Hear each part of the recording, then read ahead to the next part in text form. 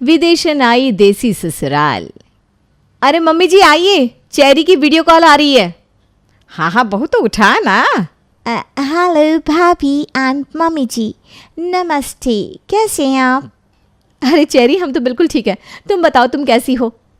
हाँ बहू कैसी हो? मैं भी बिल्कुल गुड हूँ भाभी जी। क्या कहा गुड गुड? अरे बहू तेरे पेट में गुड़ गुड़ ज्यादा हो रही है क्या? तो तू उसकी दवाई ले ले, या शायद खाली पेट भी हो रहा होगा। अरे बहू कहाँ चेरी बहू की तबीयत खराब है और तू हंस रही है? मम्मी जी, चेरी के पेट में गुड़ गुड़ नहीं हो रही। गुड गुड का मतलब है कि वो बहुत अच्छी है, उसने अंग्रेजी में ऐसा कहा। अच्छा ये बात थी भाई, मैं सोचूं। ना मम्मी जी, चिंता मत लीजिए, मैं बिल्कुल फाइन हूँ। अरे बहू तू मुझे चिता पर लिटाने की तैयारी कर रही है? और कौन से फाइन की बात कर रही है भला? कैसा फाइन लग गया? तू तो स्कूल में भी नहीं है। मम्मी जी, चेरी की बातों को समझो। और चेरी वो चिता नहीं, चिंता चिंता होता है। ओह अच्छा, चिंता चिंता नहीं बेटा, मुझे कोई चिंता नहीं है। वैसे चेरी ने बिल्कुल सही कहा, चिंता चिता के समान ही होती है। मुझे कुछ समझ नहीं आया भाभी। अरे चेरी तुम कुछ दिनों के लिए यहाँ पर आ जाओ, फिर मैं तुम्हें अच्छे से सब समझा दूंगी।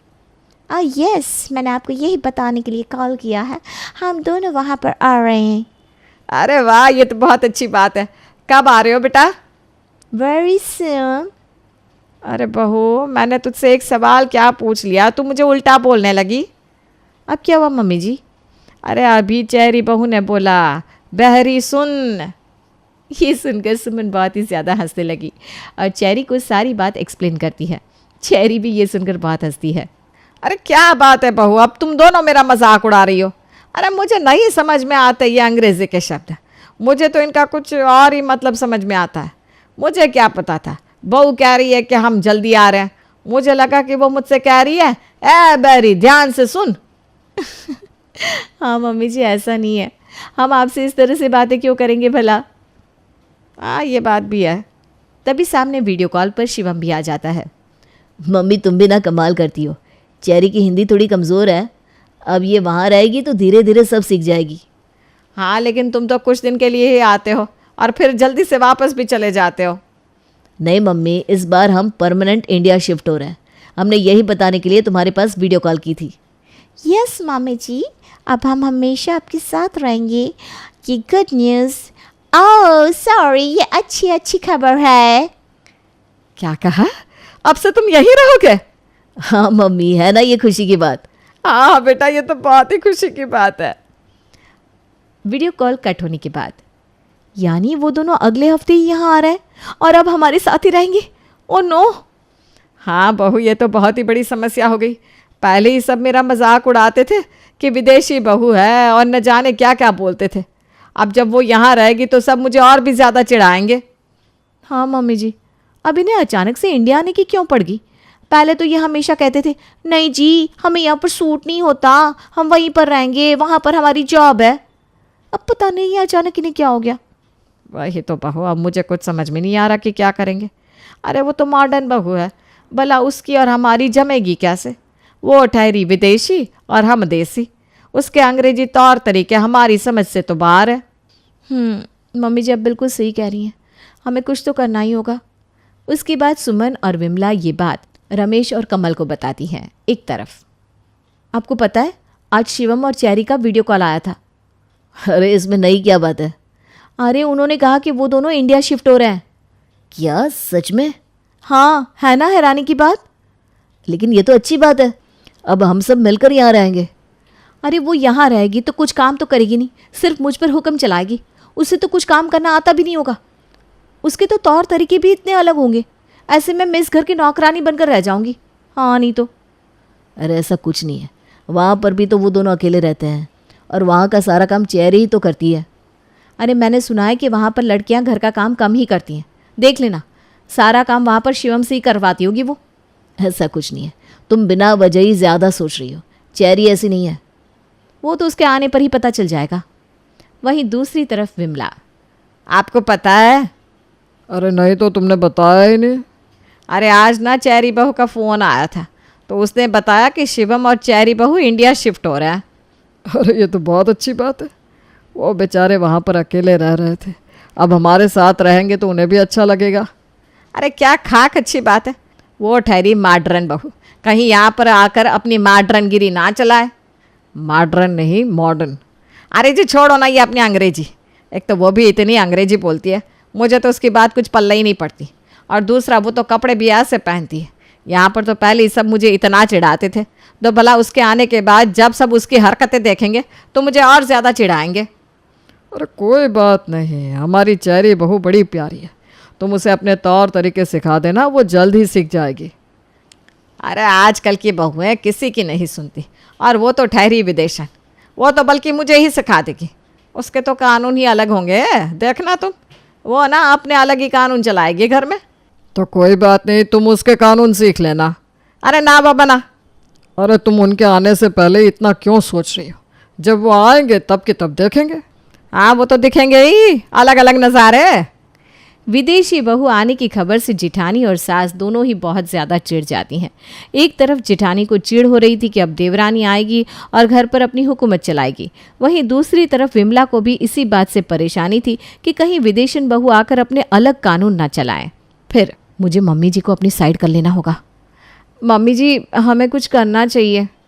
क्यों ना मैं सुमन बहू को अपनी साइड कर लूँ, इससे पहले कि ये दोनों बहुएं बाद में एक हो जाए। मम्मी जी। हाँ बहू, चेरी के आने पर हमें कुछ बड़ा करना होगा।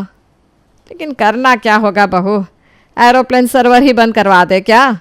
अरे नहीं नहीं मम्मी जी, वो सर्वर नहीं सर्विस होता है, और आपकी इतनी जान पहचान कहाँ। बहू सॉरी मम्मी जी। अच्छा मम्मी जी, मेरे पास ना एक तरकीब है। अरे जल्दी बता, कैसी तरकीब? देखिए, जब चेरी कुछ दिनों के लिए रुकने आती थी तब हम उसे कुछ भी नहीं कहते थे, लेकिन इस बार वो परमानेंट ही शिफ्ट हो रही है, तो इसलिए हम शुरू से ही उसके ऊपर रोक टोक करनी शुरू कर देंगे ताकि वो अपने ज़्यादा कानून ना चलाए। बिल्कुल मम्मी जी, ठीक है बहू, तो आने दे अब चेरी बहू को। इस तरह एक हफ्ता बीत जाता है और फिर शिवम और चेरी घर आ जाते हैं। चेरी घर में सबके पाँव छूती है। शाबाश बेटा, जीती रहे जीती रहे। सफ़र में कोई परेशानी तो नहीं हुई? हाँ बेटा, इतना लंबा सफ़र था, तुम दोनों थक गए होंगे। हाँ पापा, हम तो पूरी रात सोए भी नहीं हैं। कोई बात नहीं, आप दोनों नाश्ता करके सो जाइए। ठीक है भाभी, मुझे तो भूख ही नहीं है, मैं सोने जा रहा हूँ। चेरी तुम? नहीं भाभी, हमने रास्ते में स्नैक्स खा लिए थे। ठीक है बहू, तो भी तब तक आराम कर ले। जी माँ जी। उसके बाद चेरी और शिवम अपने रूम में रेस्ट करने चले जाते हैं। वहीं दूसरी तरफ, देखा मम्मी जी आपने, चेरी जींस टॉप पहन कर आई है। वही तो बहू, मुझे ना इन्हीं बातों का डर था। दिखा रही है ना अपनी मॉडर्नगिरी। मम्मी जी मॉडर्न नहीं मॉडर्न। अरे बहू, मेरे अंग्रेजी शब्द बाद में सुधारियो, पहले ये बता इसके फैशन का क्या करना है? कुछ नहीं मम्मी जी, जब चेरी सोकर उठेगी तब हम उससे बात करेंगे। वो ठीक है बहू। उसके बाद शाम को जब चेरी हॉल में आती है तो वहाँ पर बैठकर फ़ोन चलाने लगती है। तब दूर से, देखो तो कैसे महारानी बनकर बैठी है, कुछ काम धाम तो करना है नहीं। मुझे तो पहले से ही पता था ये कहाँ काम करेगी। तभी पीछे से विमला सुमन के कंधे पर हाथ रखती है। अरे बहू, मैं हूँ। मम्मी जी आपने मुझे डरा ही दिया था। अरे तू भी ना बहू। अच्छा अब चलिए हम चलकर चेरी से बात करते हैं। चल। फिर दोनों सास बहू मिलकर चेरी के पास जाते हैं। मम्मी जी आइए बैठिए। हाँ हाँ बहू, बैठने तो आए हैं। चेरी, हमें तुमसे कुछ बात करनी है। यस भाभी बोलिए। देख बहू, मैं जानती हूँ तू वहाँ पर जीन्स टॉप पहनती है और तुम्हारे यहाँ पर ऐसा ही रहन सहन है, पहनावा भी बिल्कुल यही होगा। लेकिन बेटा ये है ना, भारत है, यहाँ पर ऐसे कपड़े नहीं चलते, और शादी के बाद तो बहू को कुछ भी सोच समझ कर करना होता है। इसीलिए मैं तुझे यही बात समझाना चाहती हूँ कि तू आगे से जीन्स टॉप ना पहनकर सूट या साड़ी ही पहनियो। हाँ चेरी, मैं जानती हूँ तुम सूट या साड़ी में ज़्यादा कंफर्टेबल फील नहीं करोगी, लेकिन तुम्हें यहाँ पर हमारे तौर तरीक़ों से रहना होगा ना, वहाँ की बात अलग थी। ओके भाभी एंड मॉम जी। तभी चेरी के फ़ोन पर किसी का कॉल आता है। Hello, yes yes. और चेरी वहाँ से चली जाती है। यह क्या ऐस करती चली गई, इसे हमारी बात समझ में नहीं आई। लगता है हमने इसे कुछ ज़्यादा ही प्यार से बोला है, लेकिन कल से इसे सख्ताई से कहना होगा। हाँ मम्मी जी, मुझे भी नहीं लगता कि ये हमारी बात इतनी आसानी से मान लेगी। फिर अगले दिन सुबह, ये क्या, चेरी बहू? चेरी को देखकर सुमन और विमला के होश उड़ जाते हैं। चेरी वहां पर साड़ी पहन कर आती है। मॉम जी कैसे लग रही हो? अरे बहू बहुत अच्छी लग रही है। अरे चेरी, तुमने साड़ी क्यों पहन ली? वो अब हम इंडिया आ गए तो हमें यहाँ के तारे तरीके सीखने होंगे। नहीं नहीं चेरी, वो तारे तरीके नहीं, तौर तरीके होता है। तारे मतलब स्टार्स होता है। अच्छा।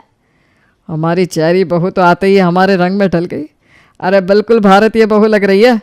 Thank you Pop ji. Cherry, तुमने ये साड़ी खुद पहनी? यस भाभी, मैंने इससे पहले भी बहुत बार साड़ी पहनी है। हो अच्छा है, तुम साड़ी में तो अच्छी लग रही हो। थैंक यू भाभी। उसके कुछ दिन बाद एक शाम को घर पर पिज्ज़ा डिलीवरी वाला आता है। फिर चेरी उससे पिज्ज़ा लेकर अंदर जाती है। मॉम जी एंड भाभी, क्या आप भी पिज़्ज़ा खाएंगे? अरे नहीं नहीं बहू, मैंने कल ही पिज्ज़ा खाया था। हाँ चेरी, तुम इतने दिनों से कभी पिज़्ज़ा मंगा रही हो, कभी कुछ। इतना बाहर का खाना ना सेहत के लिए अच्छा नहीं होता। तुम्हें घर का ही खाना खाना चाहिए। हाँ बहू, बेशक तू वहाँ पर बाहर का खाना खाती थी या कुछ भी खा लेती थी, लेकिन यहाँ पर ऐसा नहीं चलेगा। यह सब पिज्ज़ा बर्गर बिल्कुल अच्छा नहीं होता, और ये ना कभी कभी ही चलता है। तू तो जब से आई है तब से कभी बर्गर मंगाती है, कभी पिज्ज़ा मंगाती है। इसीलिए तुझे अब से हमारी तरह देसी खाना खाना होगा। ठीक है माम जी, लेकिन मुझे डेली डेली ऐसा खाना खाने की आदत नहीं है, और मेरा मन कर रहा था कुछ अलग खाने का, तो मैंने पिज़्ज़ा मंगा लिया। अगर तुझे यहाँ रहना है तो तुझे इन सब चीज़ों की आदत तो डालनी होगी। हाँ, और देसी घर का खाना ही खाना होगा। ठीक है माम जी, मैं आगे से बाहर का खाना नहीं खाएगी। इतना कहकर चेरी वहाँ से चली जाती है। वाह मम्मी जी, सही है, आपने तो साफ साफ बोल दिया। नहीं तो ये तो रोज़ ही पिज्ज़ा बर्गर मंगा कर खाती रहती। हाँ सही बात है बहू, भला इतने पैसे बर्बाद करने को कहाँ से आए। इस तरह कुछ दिन बीत जाते हैं और चेरी अक्सर घर का देसी खाना ही खा रही थी। इतने दिनों से उसने बाहर का कुछ भी नहीं खाया था। एक दिन, वैसे मम्मी जी कमाल है, चेरी हमारी बात बहुत ही आसानी से मान रही है, नहीं? हाँ बहू, हमने इसे जींस टॉप पहनने के लिए मना किया और अगले ही दिन ये साड़ी पहन कर आ गई। फिर हमने इसे बाहर का खाना खाने से रोका तो उस दिन के बाद से इसने कुछ खाने का मंगवाया ही नहीं। कहीं इन सब में इसकी कोई चाल तो नहीं है।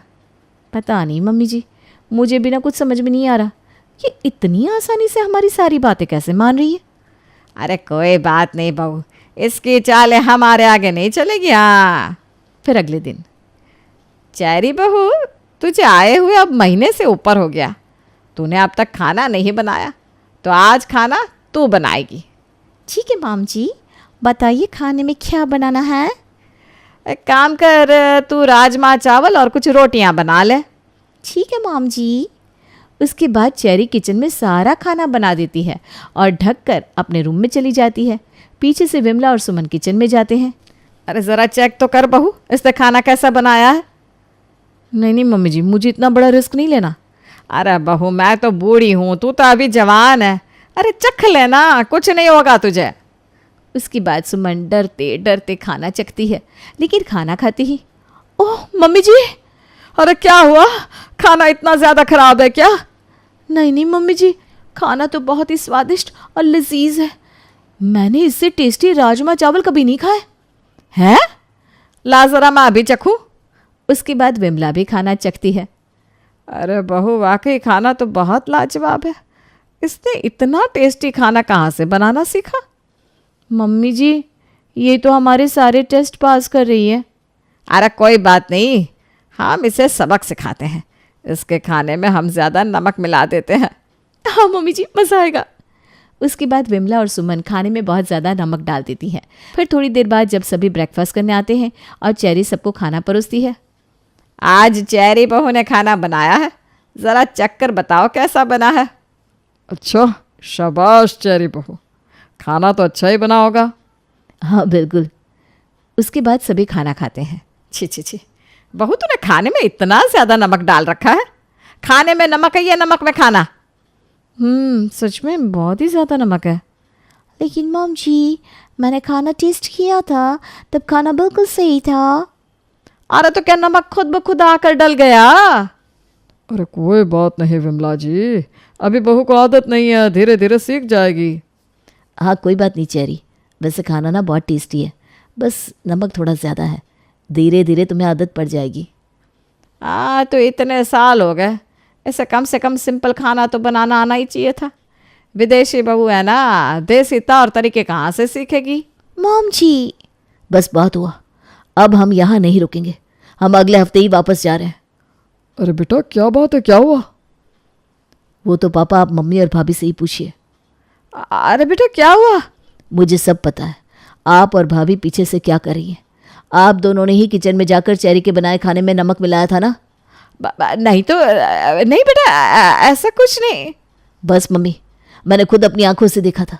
अगर आप दोनों को हम इतने ही ज़्यादा खटक रहे हैं तो हम यहाँ से चले जाएंगे। कभी आप चेरी के खाने पीने पर रोक टोक लगाती है, कभी पहनावे पर, वहाँ तक तो बात समझ में आती है और चेरी ने भी आपकी बात मान ली थी, लेकिन खाने में जानबूझकर नमक मिलाकर उसे ही डांटना। अरे ये तो बहुत ही गलत बात है, तुम दोनों ने चेरी बहू के साथ ऐसा क्यों किया?